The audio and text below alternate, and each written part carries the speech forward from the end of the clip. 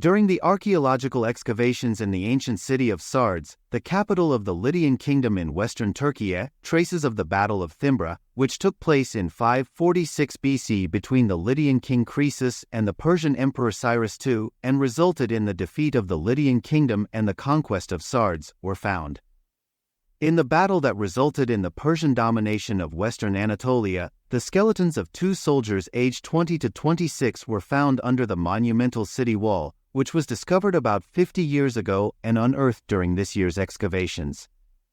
Professor Dr. Nicholas Cahill, head of the excavation, noted that there were traces of sword wounds on the skeletons of the soldiers, especially on their heads and arms, and stones were found in the palms of the soldiers. One of 2 skeletons of soldiers found at the foot of the monumental city wall, the body was discarded in a layer of bricky debris when the fortification was deliberately destroyed and Sardis defortified. This must have happened shortly after the soldier had died, since the bones were still largely articulated and he still clutched a rock in his hand.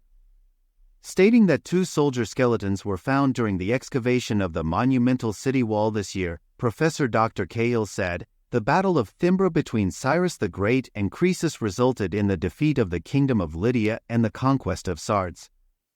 The soldier skeletons found in the Persian destruction layer at the base of the monumental city wall are estimated to be in their 20s and 25s. The skeletons have injuries from swords and similar weapons.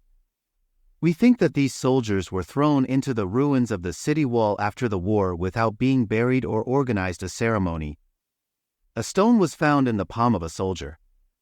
This stone is likely to be a sling stone. Since these soldiers were thrown at the bottom of the city wall, they are not the military personnel of the victorious Persians, but the soldiers of the defeated Lydians." Professor Dr. Nicholas Cahill said that a helmet was found next to the skeletons found to belong to Lydian soldiers and said, "In our examination of the skeletons of the soldiers, there is compression in the bones.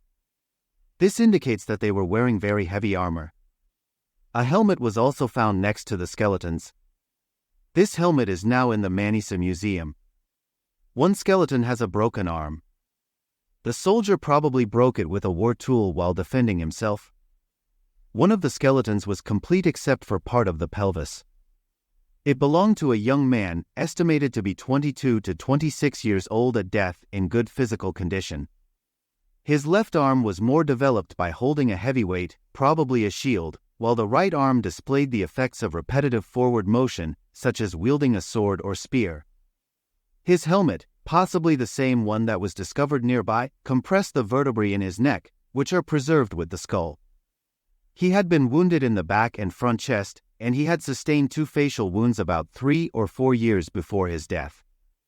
His left arm was also broken at the time of death, most likely from self-defense against an overhead blow. He still held a stone in his clenched fist, which appears to be a sling stone, in his right hand. Sardis is the city of the Lydians, who are one of the Anatolian peoples. They had a special language. In the 6th century BC, they established a great empire and printed the first money in the world. They minted the first coin with natural electron metal, a mixture of gold and silver. It again became the capital city of Persia. When Alexander the Great came, it became an important city again. In the Byzantine period, the whole city was destroyed by a great earthquake and life continued in the Acropolis.